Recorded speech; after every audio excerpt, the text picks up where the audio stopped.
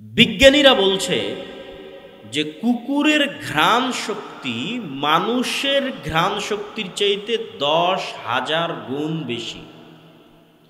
1 গুণ 2 গুণ 100 গুণ 200 গুণ নয়, কুকুরের ঘ্রাণ শক্তি মানুষের চাইতে 10,000 গুণ বেশি। আমরা আপনাকে যেভাবে দেখছি, আপনারা আমাকে যেভাবে দেখছেন, আমাদের পাশে থাকা আর একটা সৃষ্টিজীব কুকুর আমাদের সেভাবে দেখে না। আরো খুলে বলি, আগে যখন সাদা কালো টিভি ছিল তখন একটা মানুষের চেহারা যেমন দেখা যেত, রঙিন টিভিতে সেই চেহারা ভিন্ন দেখা যায়। তো আমি এখন আপনাকে যেমন দেখছি, যেই কালারে দেখছি, যে আকার আকৃতিতে দেখছি, কুকুর আমাদের সেই কালার সেই আকার আকৃতিতে দেখে না। কেন? আমরা 3D মাত্রায় দেখতে পাই, অন্য সব প্রাণী ওইভাবে 3D মাত্রায় দেখে না। তাহলে কুকুর চিনে কিভাবে? কুকুর চিনে ঘ্রাণে। চেহারা দেখে নয় যে এটা আব্দুল্লাহ, ওটা আমার মালিক, ওটা আমার মনিব। ঘ্রাণ দিয়ে চিনে ফেলে। মানুষ যাচ্ছে, মানুষ আসছে ঘ্রাণ দিয়ে।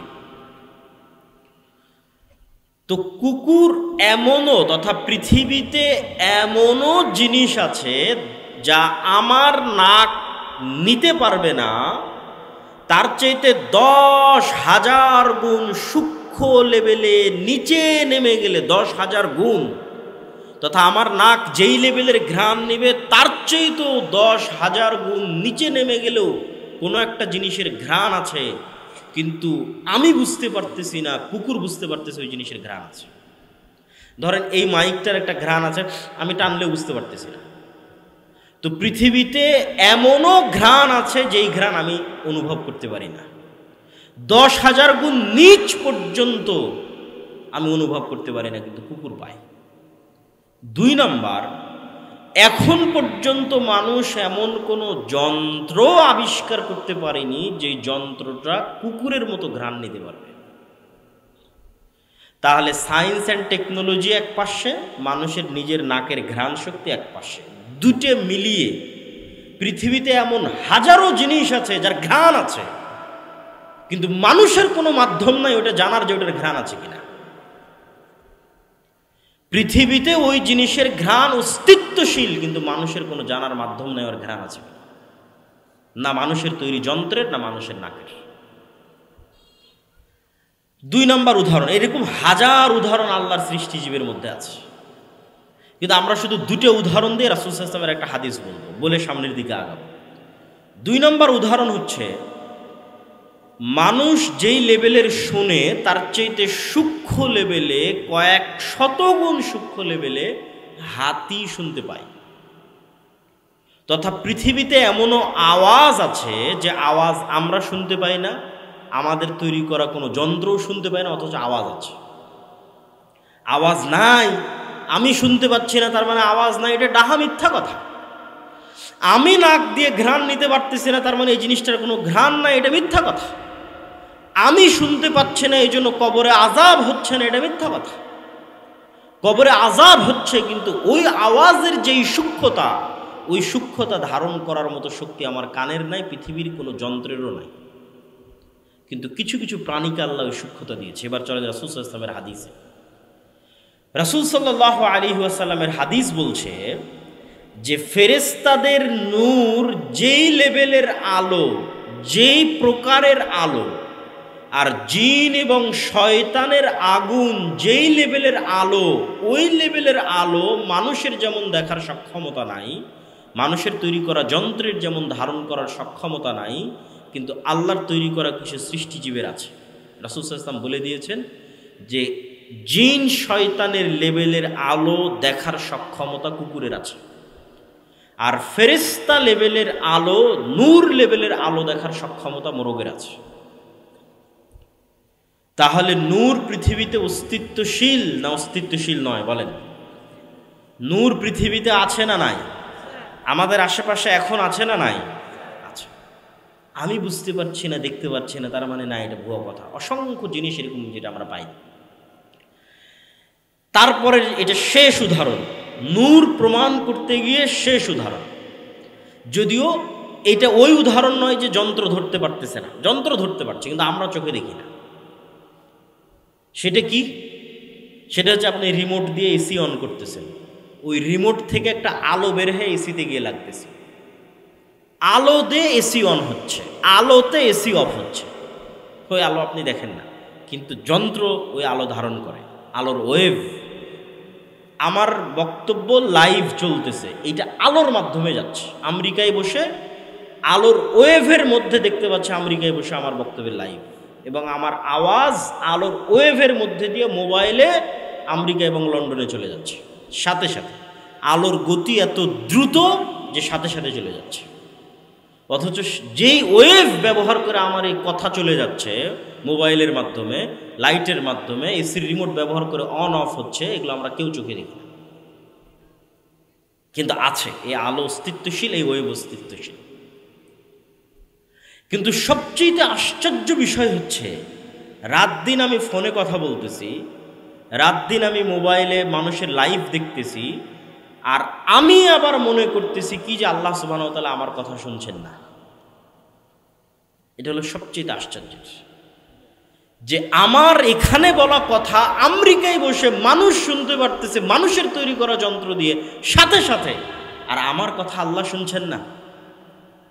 অথচ যে ওয়েভ ব্যবহার করে মানুষ শুনতেছে, এই আলোর মধ্যে এই ওয়েভ, এই কথা ধারণ করার ক্ষমতা কে দিয়েছে? আল্লাহ দিয়েছে। এই জন্য আল্লাহকে বলা হয়েছে বাদিউস সামাওয়াতি ওয়াল আরজ। আল্লাহ সুবহানাহু ওয়া তাআলা শূন্য থেকে সৃষ্টি করেন, মানুষ বাদিউ নয়। মানুষ কোনো কিছুই শূন্য থেকে তৈরি করতে পারে না, আগে থেকেই আল্লাহ রেখেছেন, মানুষ ব্যবহার করে।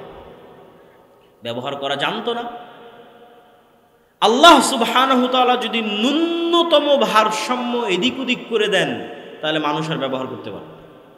তথা আলোর ওয়েভের মধ্যে ভারসাম্য ন্যূনতম পরিবর্তন হয়ে গেলে আমার আওয়াজও যাবে না, লাইভও হবে না, কথাও শোনা যাবে না, বিমানও উঠতে পারবে না যদি আমাদের উপরের যে আবহাওয়ার স্তর আছে সেটার মধ্যে কোনো পরিবর্তন হয়।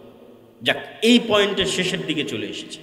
তাহলে নূর অস্তিত্বশীল, আল্লাহ হচ্ছেন নূরুস সামাওয়াতি ওয়াল আরজ, আসমান এবং জমিনের নূর, এবং নূর থেকেই সৃষ্টি হচ্ছে ফেরেশতা। আর ফেরেশতার উপর ঈমান মানে কেমন লেভেলের ঈমান? এবার আসেন রাসূল সাল্লাল্লাহু আলাইহি ওয়াসাল্লামের যুগের কিছু উদাহরণ। রাসূল সাল্লাল্লাহু আলাইহি ওয়াসাল্লামের যুগের কিছু উদাহরণ।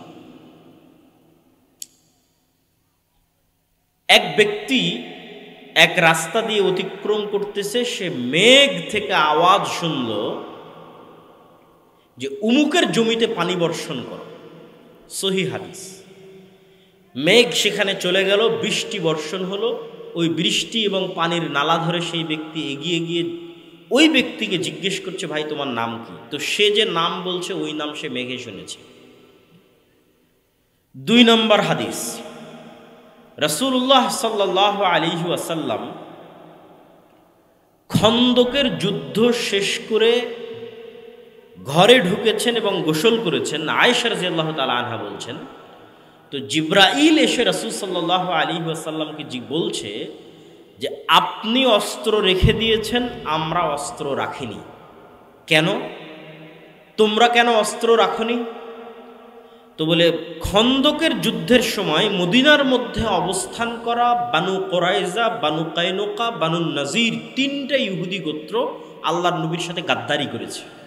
এদেরকে মদিনা থেকে বের করে দিতে হবে, শাস্তি দিতে হবে, এই জন্য আমরা অস্ত্র রাখিনি। আপনি এবং আপনার সাহাবীরা অস্ত্র নিয়ে রওনা দেন। এবার আনাস রাদিয়াল্লাহু তাআলা আনহু বলছে, আল্লাহর নবীর নির্দেশে আমরা পুনরায় বানু কুরাইজা, বানু কায়নুকা, বানু নাজির গোত্রের দিকে রওনা দেওয়া শুরু করলাম। তো আমরা দেখছি আমাদের পৌঁছার আগেই ইহুদি গোত্রের অলিগলিতে ধুলা উঠতেছে। তো কিসের ধুলা? আমাদের আগেই জিব্রাইলের বাহিনী, ঘোড় সওয়ার জিব্রাইলের বাহিনী সেখানে পৌঁছে যাওয়ায় জিব্রাইলের বাহিনীর পদাঘাতে ধুলা উঠতেছে। বলেন আল্লাহু আকবার। আনাস রাদিয়াল্লাহু তাআলা আনহু বলতেছে, উহুদের যুদ্ধে হানজালা রাদিয়াল্লাহু তাআলা আনহু নামে একজন সাহাবী মারা গেছে, শহীদ হয়েছে। তিনি বাসর ঘর থেকে বের হয়ে গিয়ে শহীদ হয়েছে। তার স্ত্রীর দেওয়া সংবাদের কারণে সাহাবীরা চাচ্ছে তাকে গোসল দিবে। রাসূল সাল্লাল্লাহু আলাইহি ওয়াসাল্লাম বলছেন, তাগসিলুহুল মালায়েকা, হানজালাকে গোসল দেওয়ার দরকার নাই, ফেরেশতারা অলরেডি তাকে গোসল দিয়ে দিয়েছে।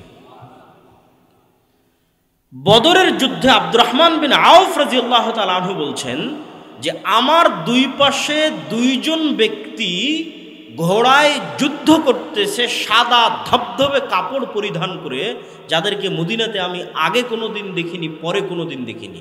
রাসূল সাল্লাল্লাহু আলাইহি ওয়াসাল্লামকে গিয়ে যখন আমি জানালাম এই ঘটনা, আল্লাহর নবী বললেন তারা দুইজন ছিল জিবরাইল এবং মিকাইল।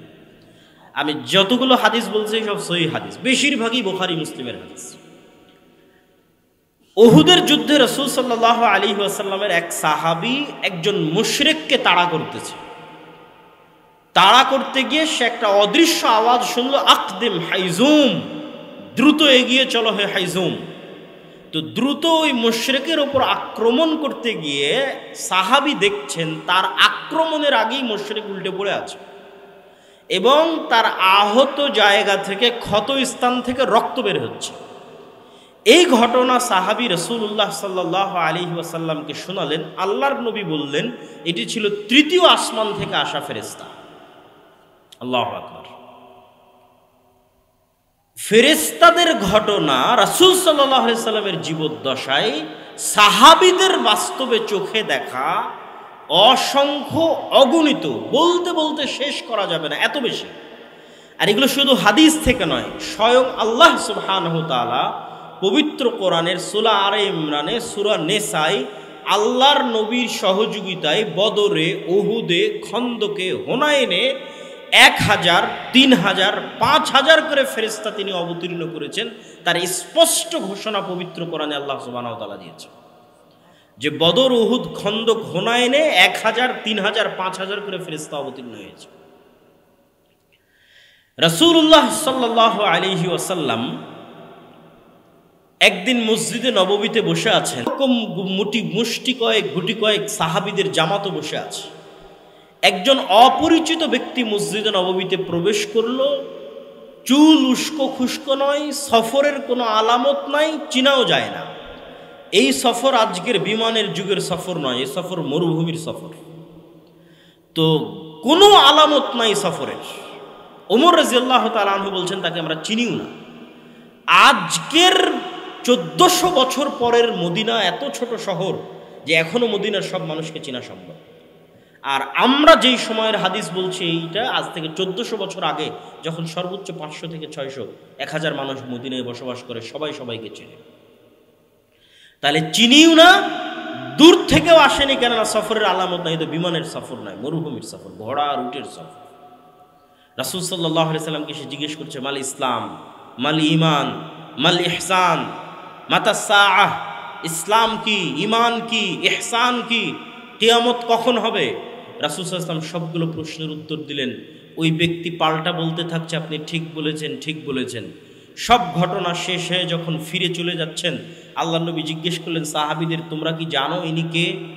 তো বলে, না, আমরা তো জানি না ইনি কে। রাসূল সাল্লাল্লাহু আলাইহি ওয়াসাল্লাম বললেন, না, এটা জিবরাইল তোমাদেরকে দ্বীন শেখানোর জন্য এসেছিল। তাহলে ফেরেশতা আছে, এটার উপর সাহাবীদের বিশ্বাস কোন লেভেলে? ইয়াকিন, ইয়াকিনের লেভেলে। চোখে দেখেছে ফেরেশতা, বাস্তবে ফেরেশতাদের কার্যক্রমের আলামত দেখেছে। 24 ঘন্টা ফেরেশতাদের কথা শুনতে থেকেছে, 24 ঘন্টা। কেন রাসূল সাল্লাল্লাহু আলাইহি ওয়াসাল্লামের হাদিসগুলোকে আপনি এক জায়গায় করলে দেখবেন যে প্রতিদিন ফেরেশতাদের কথা আছে। রাসূল সাল্লাল্লাহু আলাইহি ওয়াসাল্লাম আজকে এসে বলছে, আজকে আমার ঘরে ফেরেশতা আসেনি। কেন? জিবরাইল আসেনি কেন? ঘরে ছবি। আয়েশাকে বলছেন খুলে ফেলো, এই জন্য আসেনি। রাসূল সাল্লাল্লাহু আলাইহি ওয়াসাল্লাম বলছেন যে আমাকে বারবার জিবরাইল মিসওয়াক করতে বলে, কেননা আমার মুখের গন্ধে জিবরাইলের কষ্ট হয়। রাসূল সাল্লাল্লাহু আলাইহি ওয়াসাল্লাম বলছেন তোমরা পেঁয়াজ রসুন খেয়ে মসজিদে আসিও না, কেননা ফেরেশতাদের কষ্ট হয়। কত ফেরেশতা সংক্রান্ত হাদিস নেবেন, কত সাহাবীদের চোখের সামনে এবং রাসূল সাল্লাল্লাহু আলাইহি ওয়াসাল্লামের বর্ণনায় ফেরেশতাদের উপস্থিতি 24 ঘন্টা। এখনই জিবরাইল এসেছিল, এখনই আয়াত অবতীর্ণ হলো, এই আয়াত জিবরাইল দিয়ে গেল, তোমরা এটা মুখস্থ করো। এবং যখন জিবরাইল আসতো তখন রাসূল সাল্লাল্লাহু আলাইহি সাল্লামের চেহারা, অবস্থা সবকিছু পরিবর্তন হয়ে যেত এবং ঘেমে কম্পমান অবস্থা তৈরি হতো। এগুলো সব সাহাবীরা স্বচক্ষে দেখতেন।